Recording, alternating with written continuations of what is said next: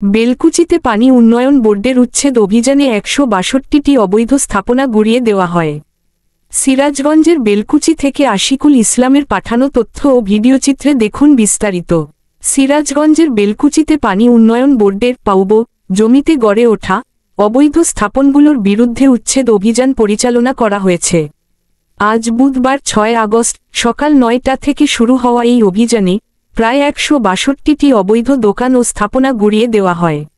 উচ্ছেদ অভিযানে কলেজ মোড় এলাকায় অবস্থিত আইবুল মোটরসের ভবনটি ভেঙে ফেলা হয়। একই সাথে বেশ কয়েকটি চায়ের দোকান ও স্থানীয়ভাবে পরিচিত মনোহারী দোকানসহ অন্যান্য অবৈধ স্থাপনাও উচ্ছেদ করা হয়। এ অভিযান পরিচালনা করেন নির্বাহী ম্যাজিস্ট্রেট ফজলে রাব্বি ও পানি উন্নয়ন বোর্ডের নির্বাহী প্রকৌশলী মোখলেসুর রহমান। এ সময় পানি উন্নয়ন বোর্ডের অন্যান্য কর্মকর্তা কর্মচারী, র্যাব ১২ এর সিনিয়র ওয়ারেন্ট অফিসার মোহাম্মদ উল্লাহ, বেলকুচি থানা পুলিশ এবং বেলকুচি উপজেলা নির্বাহী কর্মকর্তা ইউএনও আফরিন জাহান উপস্থিত ছিলেন। পানি উন্নয়ন বোর্ডের নির্বাহী প্রকৌশলী মোখলেসুর রহমান বলেন, দীর্ঘদিন ধরে সরকারি জমি দখল করে গড়ে ওঠা অবৈধ স্থাপনগুলোর কারণে নদী রক্ষা বাঁধ এবং পানি নিষ্কাশনের স্বাভাবিক প্রবাহ বাধাগ্রস্ত হচ্ছিল। এজন্য এই অভিযান পরিচালনা করা হয়েছে। তবে উচ্ছেদকৃত দোকান মালিকদের মধ্যে অসন্তোষ দেখা দিয়েছে।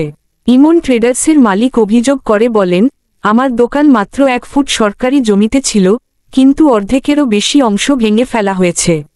অন্যদিকে ক্ষতিগ্রস্ত আরেক ব্যক্তি মনিরুল ইসলাম বলেন, ১৬২টি দোকান উচ্ছেদ হওয়ায় হাজারো পরিবার কর্মহীন হয়ে পড়বে। পুনর্বাসনের কোনো ব্যবস্থা না করে এভাবে উচ্ছেদ অভিযান চালানো মানবিক নয়। তিনি সরকারের কাছে দাবি জানান, যাদের দোকান ভাঙা হয়েছে তাদের নতুনভাবে জায়গা লিজ দিয়ে পুনঃস্থাপনের অনুমতি দেওয়া হোক, যাতে সরকার রাজস্ব পায় এবং ব্যবসায়ীরাও আবার জীবিকা নির্বাহ করতে পারে। স্থানীয়রা জানান, উচ্ছেদ অভিযানের ফলে কিছু অংশে সঠিকভাবে নোটিশ দেওয়া হলেও অনেক দোকানদার নোটিশ না পেয়ে সময়ের অভাবে ক্ষতিগ্রস্ত হয়েছেন। বিষয়টি নিয়ে মানবিক বিবেচনায় দ্রুত পুনর্বাসনের দাবি জানিয়েছেন তারা।